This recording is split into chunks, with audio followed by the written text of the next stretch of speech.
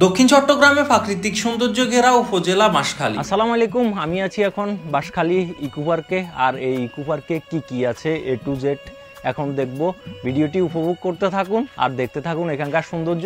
আজকে চলে আসলাম বাঁশখালীর মধ্যে অবস্থিত ভ্রমণ প্রেমীদের জন্য সবচেয়ে প্রিয় একটি জায়গা, এটি হচ্ছে বাঁশখালী ইকো পার্ক। উপভোগ করতে থাকুন ভিডিওটি, দেখতে থাকুন এখানকার সৌন্দর্য। ভিডিওটি ভালো লাগলে অবশ্যই শেয়ার করবেন। পরবর্তী নতুন ভিডিও পেতে আইডিটি ফলোইং করবেন। 2003 সালে 1200 হেক্টর জমি নিয়ে সমতল লেক ও পাহাড় এরিয়া নিয়েই তৈরি করা হয় বাঁশখালী ইকো পার্ক। পাহাড়, লেক ও প্রাকৃতিক সৌন্দর্য উপভোগের পাশাপাশি এখানে দেখবেন বিভিন্ন ফল ও ফুলের গাছ। আর এই ইকো পার্কে রয়েছে বাংলাদেশের দীর্ঘতম ঝুলন্ত সেতু। কিছুক্ষণ পরপরে পর্যটকদের জন্য রয়েছে বসার বা বিশ্রামের জায়গা। যদিও বিশ্রামের যে বাড়িগুলো রয়েছে ওই বাড়িগুলো পরিত্যক্ত। ম্যাপে দেখলাম এখানে বিভিন্ন প্রকার পানি রয়েছে, তবে এখানে যে প্রথমের এরিয়াটি, এই এরিয়াটিতে আসলে আপনি এই পানিগুলো দেখতে পারবেন না, তবে ভিতরে গেলে হয়তো এই পানিগুলো দেখতে পারেন। যেহেতু পাহাড়ি এবং লেক এলাকা নিয়েই এই ইকো পার্কটি গঠিত আর এর বিশালতাও অনেক বেশি। যদি আপনারা গ্রুপে আসেন অনেকজন, তাহলে এর গভীরে যাওয়ার চেষ্টা করবেন।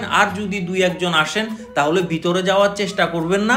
বিশেষ করে যারা প্রেমিক প্রেমিকা আসবেন তারা ভিতরে যে চিপা চাপা আছে ওই এত দূরে যাওয়ার দরকার নাই। আমি মনে করি এর আশেপাশেই অসংখ্য চিপা চাপা পাবেন, কাছে এসব চিপা চাপায় বসে যেতে পারবেন। আমার সাথে আছে আমার এক ছোট ভাই। আর এখানে আসার পর যোগ হলো আরেকটা পিচ্ছি ছেলে। এই পিচ্ছি ছেলেটি আমাদেরকে আশেপাশের যে জায়গাগুলো আছে সবকিছু ঘুরে দেখাচ্ছে।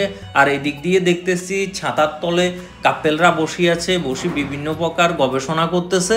ছুটির দিনে মোটামুটি ভাবে এখানে অসংখ্য মানুষের ভিড় থাকে, আর ছুটির দিন ছাড়া এখানে অসংখ্য কাপেল পাবেন। আপনি যখন এখানে চারদিকে ঘুরবেন তখন দেখবেন হঠাৎ সামনে এক চিপা চাপায় দুইটা মাথা দেখা যাচ্ছে, আবার একটু সামনে গেলে দেখবেন আরো দুইটা মাথা দেখা যাচ্ছে।